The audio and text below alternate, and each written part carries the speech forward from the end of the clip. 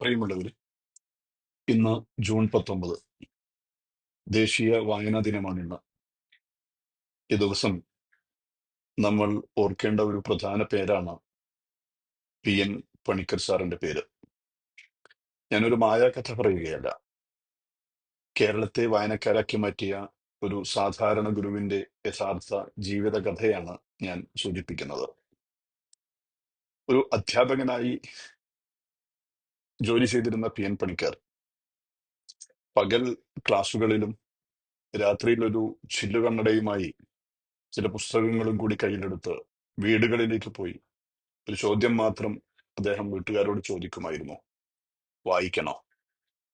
ആ ഒരു ചോദ്യം പിന്നീട് കേരളത്തിലെ വായനാശീലത്തിന്റെ വഴിയായി മാറി. ഇന്ത്യയിലെ ഏറ്റവും വായനാ പ്രേമികൾ ഉള്ള സംസ്ഥാനമായി കേരളം മാറുകയാണ് അതിലൂടെ ചെയ്തത്.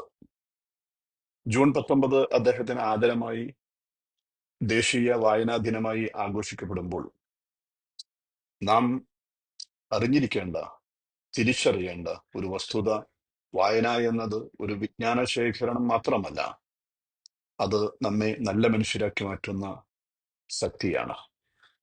അതിനാൽ ഇന്ന് നമുക്കൊരു പ്രതിജ്ഞ എടുക്കാം: ഒരു പുസ്തകം, ഒരു പാതി മണിക്കൂർ, അത്രയും മതി ജീവിതത്തെ മാറ്റിമറിക്കുന്നതിനായി.